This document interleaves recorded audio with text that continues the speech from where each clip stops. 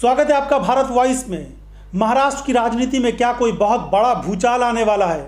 एकनाथ शिंदे ने जिस तरीके से सारी बैठकों को रद्द कर दिया है, तमाम मीटिंग्स को कैंसिल करते हुए वो आराम करने की मुद्रा में चले गए हैं। दूसरी तरफ देवेंद्र फडणवीस भागे भागे दिल्ली आए हैं। ऐसी स्थिति में ये कहा जा रहा है कि महाराष्ट्र की सियासत में आखिर ये क्या हो रहा है। तो इस बात का क्या हुआ जो पिछले 2 दिनों से 3 दिनों से लगातार मीडिया में ये चर्चाएं चल रही थी कि 5 अगस्त को कैबिनेट का विस्तार होगा। महाराष्ट्र में 2 लोगों की सरकार चल रही है, देवेंद्र फडणवीस उप मुख्यमंत्री, एकनाथ शिंदे मुख्यमंत्री हैं, और ये कहा जा रहा था कि 5 अगस्त को मंत्रिमंडल का विस्तार हो जाएगा और तमाम तरह की जो चर्चाएं हो रही है, तमाम तरह की बातें हो रही है, उस पर विराम लग जाएगा, क्योंकि 1 महीने से ज़्यादा का समय हो चुका है और अभी तक मंत्रिमंडल का विस्तार नहीं हुआ है। तो हर तरफ से ये चर्चाएं और ये सवाल उठ रहे थे कि आखिर कितने मतभेद है कि इसको सुलझाने में 1 महीने से ज़्यादा का समय लग गया। लेकिन गोदी मीडिया के कुछ पत्रकार ये बात कह रहे थे कि आखिर अब सबकी ज़ुबान पर ताले लग जाएंगे क्योंकि मंत्रिमंडल का विस्तार 5 अगस्त को हो जाएगा। मगर अब 5 अगस्त को भी मंत्रिमंडल का विस्तार नहीं हुआ और आने वाले 1-2 हफ्ते में भी शायद विस्तार न हो पाए। तो फिर महाराष्ट्र में क्या एक बार फिर से 2019 वाली वही स्थिति सामने आने वाली है देवेंद्र फडणवीस के सामने, जब सुबह में यानी रातों रात सारा काम किया गया और सुबह सुबह शपथ ले लिया गया था, एक नई सरकार महाराष्ट्र में बना दी गई थी, मगर 2 दिन भी ये सरकार नहीं चल पाई और भारी फजीहत देवेंद्र फडणवीस को महाराष्ट्र में हुई थी। तो क्या उसी तरह की स्थिति एक बार फिर से महाराष्ट्र में सामने आने वाली है और फिर देवेंद्र फडणवीस वही हालात का एक बार फिर सामना करने वाले हैं, क्योंकि अब स्थिति बहुत ज़्यादा बिगड़ती जा रही है। एकनाथ शिंदे के बारे में कहा जा रहा है कि वो अब अंदर ही अंदर बहुत ज़्यादा और बुरी तरीके से घुटने लगे हैं। उनको जिस तरह से उम्मीद थी कि भारतीय जनता पार्टी सहयोग करेगी और आपस में मिलजुल कर सरकार चलाएंगे, वो चीज़ें सामने नहीं आ पा रही है।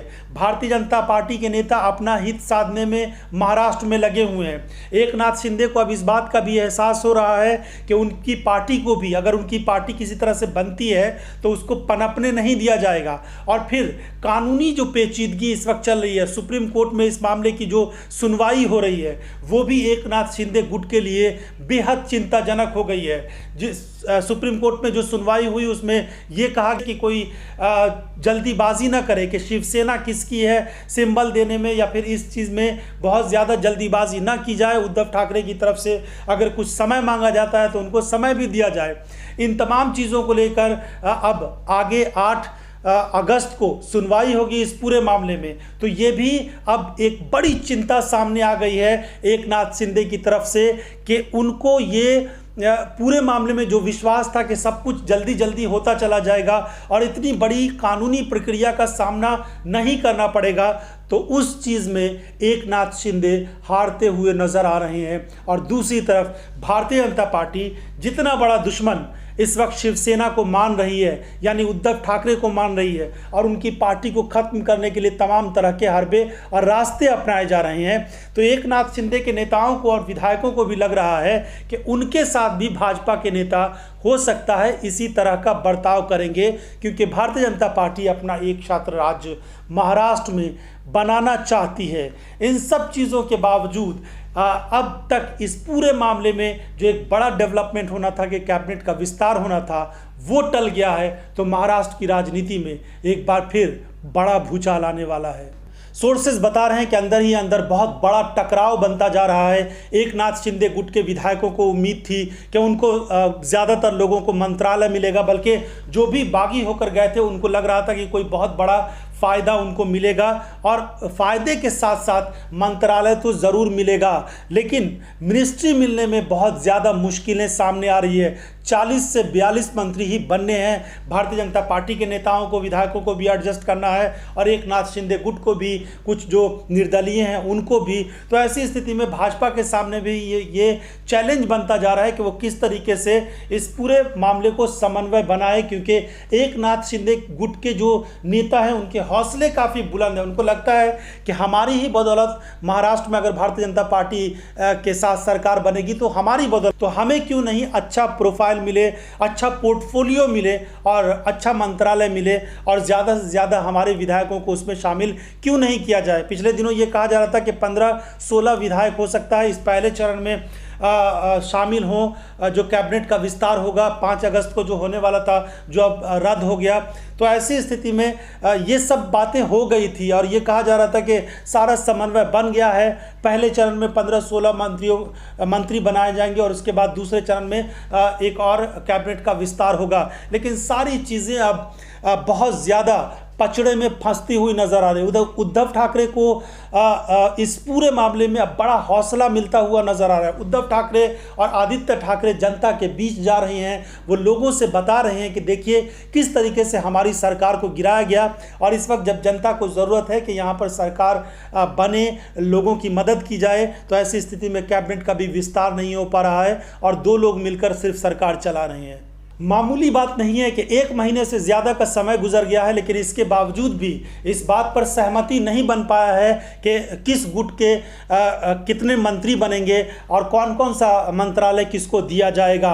और अंदर खाने इतनी बड़ी खींचतान है, कहा जा रहा है कि पिछले 15-20 दिनों में कितनी बार एकनाथ शिंदे दिल्ली का दौरा कर चुके हैं, भारतीय जनता पार्टी आलाकमान से मुलाकात कर चुके हैं।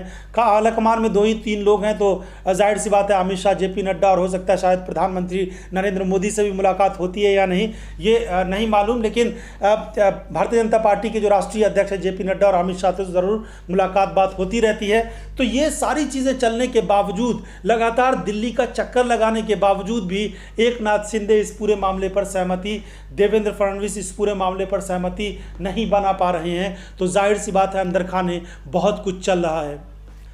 तो सवाल ये भी पैदा होता है कि क्या महाराष्ट्र मध्यावधि चुनाव की तरफ आगे बढ़ रहा है, क्योंकि इस तरह के अगर हालात बने रहे और ज़रा सा भी अगर अदालत की तरफ से कोई कड़ा रुख आया या फिर कुछ मुश्किलें पैदा होती है, क्योंकि कहा जा रहा है कि एकनाथ शिंदे के लिए थोड़ी सी भी अगर सख्ती होती है तो फिर उनको सरकार चलाना बेहद मुश्किल हो सकता है। पहले तो वो दावा कर रहे थे कि पूरी शिवसेना ही उनकी है, जो सिंबल है तीर कमान वो भी उनका है और जो कॉरपोरेटर हैं, जो सांसद हैं, जो विधायक हैं, सब उनके हैं। लेकिन धीरे धीरे अब सारी चीज़ें धराशायी होती जा रही हैं। बहुत सारे लोग जो गए थे एकनाथ शिंदे गुट में, कहा जा रहा है कि हो सकता है अगर इसी तरह के हालात बने रहे तो उनकी वापसी फिर से उद्धव गुट में हो सकती है। उधर उद्धव ठाकरे ने भी जो अपनी एक नई राजनीति की शुरुआत की है उसको लेकर कई सारी बातें हो रही है और ये कहा जा रहा है कि उन्होंने अब अपनी लड़ाई को एक नए दौर में पहुंचा दिया है और निर्णायक लड़ाई लड़ने के लिए उद्धव ठाकरे भी तैयार हो रहे हैं। तो महाराष्ट्र की इस राजनीति पर और क्या कुछ डेवलपमेंट होता है इस पर हमारी नज़र रहेगी। जो भी अपडेट होगा हम आपको बताएंगे। आपकी क्या राय है इस पूरे मामले पर? क्या महाराष्ट्र में जो सरकार चल रही है, 2 लोगों की सरकार, एक भाजपा के उप मुख्यमंत्री और एकनाथ शिंदे मुख्यमंत्री, तो ऐसी स्थिति में वहाँ जल्द से जल्द कैबिनेट का विस्तार होना चाहिए। तो अगर आपको भी लगता है कि महाराष्ट्र में ये सरकार अब ज़्यादा दिनों तक नहीं चल पाएगी, ये सरकार गिर जाएगी और महाराष्ट्र में मध्यावधि चुनाव होंगे, तो अपनी राय हमें ज़रूर दीजिएगा। ये एपिसोड आपको कैसा लगा ये भी हमें बताइएगा। बहुत बहुत धन्यवाद।